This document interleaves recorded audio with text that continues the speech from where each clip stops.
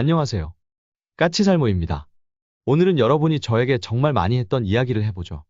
지난 2023년 9월경에 러시아 서부 쿠르스크 비행장의 우크라이나군의 공격으로 인해서 판치르 2대와 S-300 일부 그리고 미그 전투기 1대와 수호의 전투기 4대 등 총 5대의 전투기가 파괴된 사건이 있었습니다. 이 공격은 우크라이나군이 드론을 사용해서 시행한 공격으로 이때 사용된 드론이 바로 골판지 드론입니다. 이 드론은 호주의 방산업체인 SYPAQ가 PPDS라는 이름으로 정밀 탑재물 배달을 위해서 개발한 드론으로 카드보드지, 그러니까 골판지, 그러니까 종이로 만들어진 드론입니다. 이 드론은 작년 2023년 3월경에 우크라이나 의회 대표단이 호주를 방문했을 때 드론을 생산하기 위해서 호주 정부와 71만 달러 상당의 계약을 하고 매달 100대의 드론을 공급받기로 하면서 공급받게 된 드론입니다. 이 드론은 블록 형태의 패키징 형태로 소비자에게 공급되어서 소비자가 직접 조립하는 형태의 드론으로 가격은 대략 430만 원인 것으로 알려지고 있습니다. 이 드론은 최대 160km를 비행할 수 있고 대략 5kg의 중량을 운반할 수 있습니다. 바로 이 드론에 의해서 러시아의 전투기가 격파당한 것입니다. 한마디로 수백억에 달하는 전투기가 고작 수백만 원짜리 싸구려 종이 드론에 당한 겁니다. 이 사건 이후에 저는 많은 분으로부터 이것에 관해서 이야기를 들었는데요. 우리도 골판지 드론을 만들자. 우리 군 전체에 골판지 드론을 배치하자. 왜 우리는 이렇게 싸고 좋은 드론을 만들지 못하느냐. 이런 이야기를 정말 많이 들었는데요. 네, 여러분의 소원대로 되었습니다. 이번에 열린 2024년 드론쇼 코리아에서 국내의 아세따라는 드론 회사에서 하나의 드론을 전시했습니다. 그건 바로 여러분이 그리 바라던 종이 드론입니다. 그리고 심지어는 이 드론은 군의 요구에 의해서 개발된 드론이라고 합니다. 이 드론은 아세따에서 군의 요청으로 군의 요구 조건을 반영해서 개발한 드론이었습니다. 관계자는 이 종이 드론은 가격이 저렴하고 레이더 전파도 반사하지 않아서 군사적 용도로 가치가 높다는 이야기를 했습니다. 그리고 아세따의 관계자에 따르면 이 드론은 금속이나 플라스틱으로 만들어진 드론이 아니기 때문에 추락했을 때 사고가 발생할 확률도 상당히 낮다고 합니다. 이 드론은 종이로 만들어졌기 때문에 추락했을 때 파편 문제가 일어날 일이 거의 없으며 이 드론을 바탕으로 군용 및 민간 교육용 드론을 개발하거나 도심지에서 사용하는 드론을 개발하는 방안을 연구할 생각이라고 합니다. 축하합니다. 여러분의 생각대로 되었습니다. 그럼 이제 이 드론을 여러분이 이야기한 것처럼 우리나라의 전군에 대량으로 배치할 일만 남은 거네요. 그런데 여기서 잠깐. 미안하지만 그럴 일은 없을 겁니다. 이 드론이 우리 전군에 대량으로 배치되는 일 같은 건 생기지 않을 겁니다. 우선 이 드론은 우리 군이 대량 생산을 위해서 개발한 드론이 아닙니다. 이 드론은 우리 군에서 종이 드론의 가능성을 시험해 보기 위해서 개발한 드론으로 현재 우리 군이 하고 있는 특정 사업의 일부분으로서 개발된 드론입니다. 그럼 우리 군이 하고 있는 특정 사업이란 뭐냐? 많은 분들이 항상 하는 이야기가 있죠. 우리나라는 왜 싸고 성능이 좋은 드론을 만들지 못하느냐? 다른 나라들은 잘만 만드는데 우리나라는 왜 그런 드론을 만들지 못하느냐? 우리나라도 싸고 성능 좋은 드론을 개발해서 전군에 대량 배치해야 한다라고요. 그런데 우리 군은 그런 생각을 안 해봤을까요? 우리 군도 아주 오래전부터 해오던 생각입니다. 싸고 성능 좋은 드론. 그러면서도 생산이 쉬워서 대량 생산이 가능한 드론. 그런 드론이 필요하다고 우리 군도 오래전부터 생각을 해왔고 이 종이 드론은 바로 싸고 좋은 드론을 개발하기 위한 일환으로 개발된 드론입니다.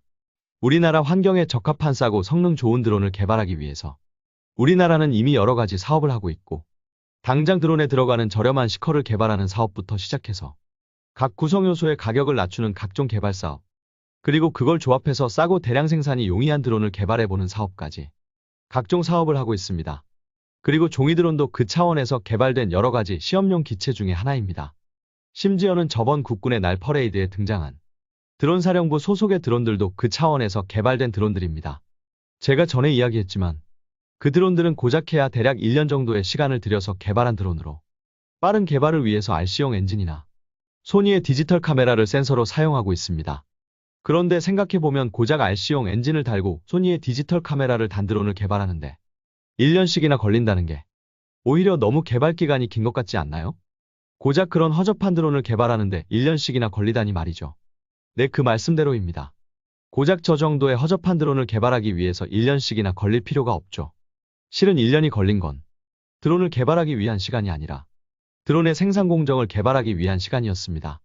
한마디로 말해서 최대한 민간용 부품을 활용해서 최대한 생산 공정을 단순화해서 최대한 빠른 시간에 대량의 드론을 만들어낼 수 있는 공정을 개발하기 위한 사업이었던 겁니다. 그래서 드론보다 드론을 생산하는 공정을 개발하는 게 더 우선시되었던 사업입니다. 한마디로 싸고 성능 좋은 드론이 필요하다는 건 여러분만 생각하는 게 아닙니다. 우리 군도 오래전부터 그런 생각을 해왔고, 그래서 종이 드론 등 여러 가지 시험 사업을 해보는 겁니다. 물론 종이 드론도 우리 군에서 테스트를 해보고, 테스트 결과가 좋으면 우리 군에 배치될 겁니다. 그러나 제가 보기에는 종이 드론은 결코 좋은 테스트 결과가 나오지 않을 겁니다. 왜 제가 이런 생각을 할까요? 여러분 반대로 한번 생각을 해보세요. 왜 우리나라에는 싸고 성능 좋은 드론이 없을까요? 우리나라의 기술력이 떨어져서일까요? 아닙니다. 우리 군이 싼 드론을 싫어해서일까요? 그것도 아닙니다. 이미 제가 이야기한 것처럼 우리 군은 싸고 성능 좋은 드론을 개발하기 위해서 필사적입니다. 그러면 왜 우리나라에는 싸고 성능 좋은 드론이 없는 걸까요? 그건 바로 우리나라이기 때문입니다. 이건 또 무슨 소리일까요? 우리나라이기 때문에 싸고 성능 좋은 드론이 없다는 게 무슨 소리일까요? 말 그대로입니다. 우리나라에서는 싸고 성능 좋은 드론이 나올 수가 없습니다. 당장 골판지 드론을 이야기해보죠. 골판지 드론은 호주에서 개발되어서 우크라이나에서 사용되었습니다. 두 나라의 공통점을 한번 생각해 보시겠어요? 두 나라의 공통점은 넓은 평지로 이루어져 있다는 겁니다.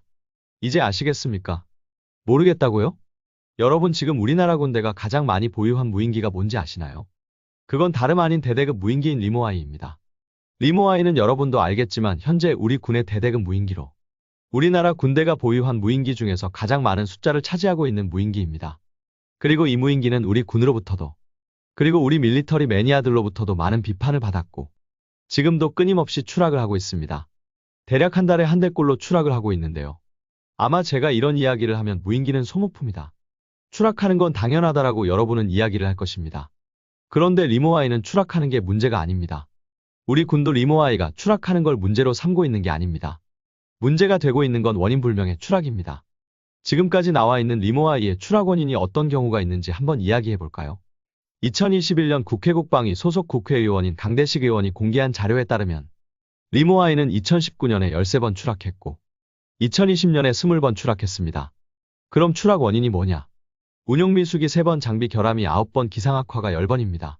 그럼 나머지는 뭐냐? 원인 미상이 17번입니다. 우리 군에서 문제로 삼고 있는 게 바로 이 원인 미상입니다.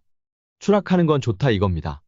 소형 무인기인이 추락할 수 있다는 건 알겠는데 그런데 최소한 추락한 원인이라도 알아야지. 재발을 방지할 것 아닙니까? 그래서 우리 군에서 가장 문제로 삼고 있는 게 바로 원인 미상입니다. 그럼 여러분이 보기에는 이 원인 미상이 무엇 때문이라고 생각을 하시나요? 전문가들은 이 원인 미상의 대부분이 공중에서의 일부 지역의 갑작스러운 기상 악화, 그러니까 쉽게 이야기해서 소규모 돌풍으로 예상을 하고 있습니다. 우리나라는 삼면이 바다이고 그리고 산악지형이 많습니다. 그래서 소규모 기상 변화가 상당히 심하고 그래서 여러분들은 모르겠지만 우리 머리 위에는 지상에까지 영향을 미치지 못하는 소규모 회오리바람 등 돌풍이 자주 생깁니다. 바로 리모아이는 이런 지상에서는 파악할 수 없는 공중에서의 갑작스러운 기상 변화로 추락한 것으로 여겨지고 그래서 지상에서는 그걸 파악할 수가 없으니 원인 미상이 되어버리는 겁니다. 그리고 이게 우리나라가 싸고 좋은 드론을 만들지 못하는 이유입니다.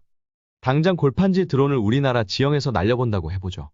골판지 드론이 160km나 비행하는 동안 우리나라 상공에서 갑작스러운 기상 변화를 만날 확률과 호주나 우크라이나 같은 평지 지형에서 갑작스러운 기상 변화를 만날 확률이 어떻게 될까요?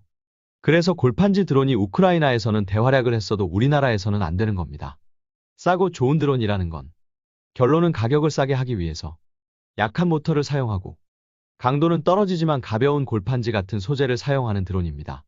그런데 문제는 그런 드론이 우리나라 환경에서 장거리 비행을 제대로 수행할 가능성이 높지 않다는 게 문제인 겁니다. 물론 단거리의 자폭 비행 같은 건 그리 큰 지장을 받지 않겠지만 장거리 비행을 하게 되면 우리나라의 혹독한 기상 환경에 직면하게 되는 겁니다. 우리는 절대로 알 수 없는 미지의 기상 환경에 직면하게 되는 겁니다. 이게 우리나라가 싸고 좋은 드론을 만들지 못하는 이유입니다. 싸고 좋은 드론은 여러분만 필요하다고 생각하는 게 아닙니다. 우리나라 군대도 필요하다고 이미 생각하고 있고 그래서 여러 가지 개발 사업을 통해서 싸고 좋은 드론을 개발하기 위해서 노력하고 있습니다. 저렴한 부품을 개발하고 드론 생산 공정을 최대한 단순화시키는 등 여러 가지 노력을 하고 있습니다. 그리고 분명히 언젠가는 우리나라도 상대적으로 싸고 좋은 드론을 개발해 내리라 생각을 합니다. 그러나 분명한 건 우크라이나나 호주에서 싸고 좋은 드론이 결코 우리나라에서도 싸고 좋은 드론이 되지는 못한다는 점입니다. 우리나라는 우크라이나가 아닙니다. 그리고 이게 제가 골판지 드론을 부정적으로 보는 이유입니다. 이상 영상 봐주셔서 감사합니다.